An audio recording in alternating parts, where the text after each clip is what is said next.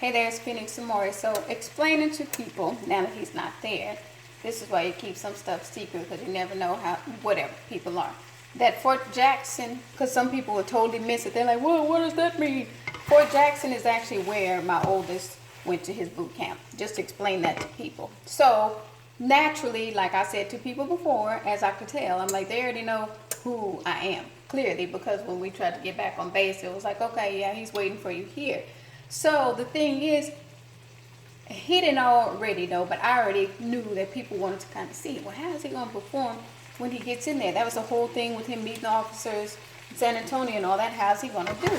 I had full confidence in him because the thing is, once he had his little hiccup in the situation, when he talks to me, the kind of advice I gave him was like, listen, you are really a great person and you're a great leader, but you can't go into boot camp with the idea that you can save everybody. Now, that's not speaking from a military stance, and speaking from a performance stance, where it's like some situations, put yourself in a position where you shine and you're going to excel. And he took that opportunity, as people can see, when he put himself with guys that weighed more than him.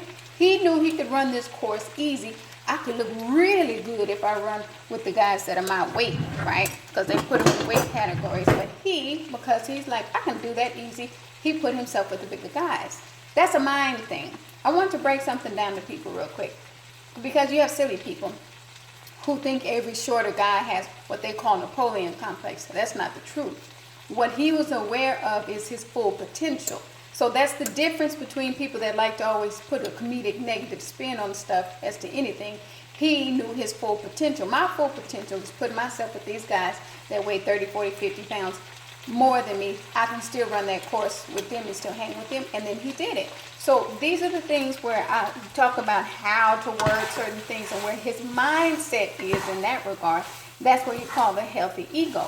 So now people know that's the very base that he went to. So when they're using that base to say, let's start making these soldiers more physically fit, all the stuff they put out there about some of the southern folks, some of the southern soldiers are coming in too big, too much fat on them.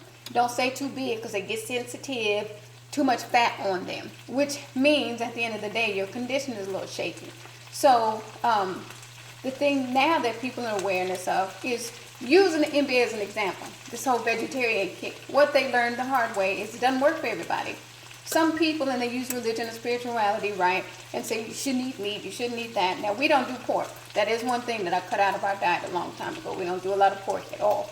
But the thing that I really feel is some people don't get it. I don't think everybody was designed to just be vegetarians, because if you're going to use religion, right, I talk about the altar and God saying, burn this, right, sheep, or burn this goat, or however you want to say it, offer, do all this. That's meat. So this is the thing, when people get caught up in their mentality around religion, they completely lose sight. So you had this player, it didn't work for him. He ended up losing weight, probably felt sickly. And trust me, he probably had the right kind of food, because that's the thing you run into with people. They try to push being a vegetarian on you.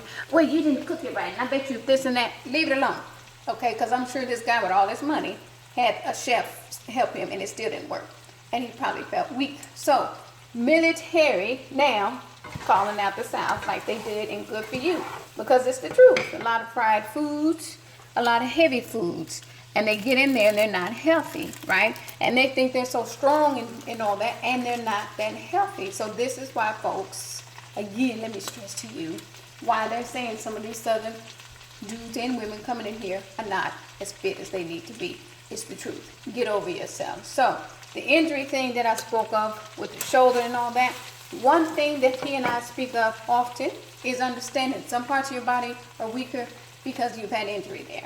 Which means when you fall, it's already in your psyche. This part, my shoulder, was compressed. So when I fall, I'm not about to fall a certain way where I know it's going to hit anything, because that's going to snap. I know this is a heavier, the more healthy part of my back. So I intentionally, when I'm falling, and it sounds weird to people, I know it's like my mind goes automatically into protective mode where I'm like, I'm going to fall this way. So that's what I did. But stressing the strength and core. People are so silly. They think just because they're cut up. This is why I talk about the water pills and all that. Some of the bodybuilders, like, she has a point. Some people take water pills to look more cut than what they are.